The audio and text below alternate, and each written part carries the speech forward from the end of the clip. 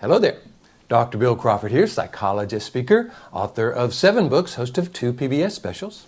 Here again to bring you another quote on how to help you create the life you want, how to bring more clarity, confidence, creativity to everything you do. The subject I want to look at today is the concept of resistance and how it triggers resentment. Matter of fact, the quote that I'm sending out to those 5,000 people on my quote list is one of mine. It says, "Resentment almost always triggers resistance and is rooted in the powerlessness of childhood."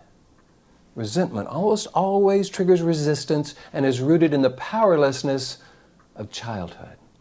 Let's break this down, see what I'm talking about here. First, I think it's fair to say that whenever we're made to do something we really don't want to do, we're resisting it. Can you sense the resistance that comes into that and the resentment that comes into that?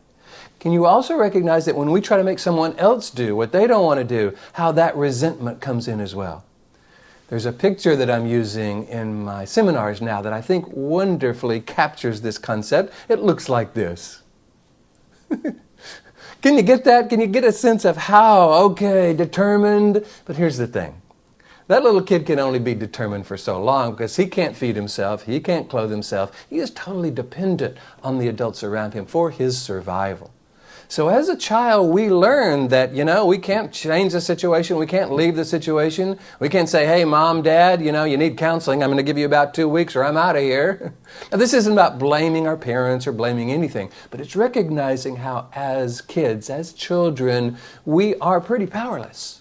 And the problem with that is also when we are creating our sense of who we are and our place in the world and what the world is like.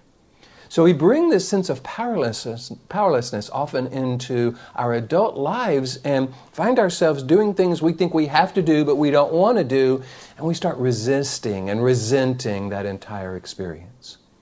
Now, for those of you who follow my Life from the Top of the Mind philosophy, you know that resistance, that resentment comes from this lower part of the brain, and that's when we find ourselves trapped in this kind of cycle of stress, frustration, anger, annoyance, resentment. Matter of fact, there's a quote that I use in my seminars that says, resentment is like taking poison and waiting for the other person to die. Because it really does. It dumps cortisol into our body, adrenaline, noradrenaline, cortisol. Really, when that is done over and over and over, can poison our body. Not good. So, what can we do? Well, first, I think we have to own our adulthood. We have to recognize that, frankly, there is no situation at the moment we can't either change or leave. We are no longer dependent on others for our survival. We can make those decisions. And therefore, in many ways, we don't have to go into resentment because, frankly, we don't have to do anything we don't want to do. Now, often when I say that, people go, wait a minute, Bill. Don't give me this kind of airy-fairy. You can do anything you want. There are things we have to do. We have no choice. And I go, really? Because I think when we find ourselves thinking we have no choice, we have to, we are powerless. That again throws us into that powerless part of the brain. It reminds us of what it was like to be a little kid and powerless. And I don't think it's true. Matter of fact, I think there's only 3 things in life we have to do. Have to means we have no choice. Have to be born. Don't have a choice about that. At some point we have to die. Don't have a choice about that. And the third thing is, a lot of people say pay taxes. We don't have to pay taxes. We'll go to jail. But the truth is, that's not something we have to do. What if we have to be born, we have to die, we have to live until we die? What if everything else is a choice?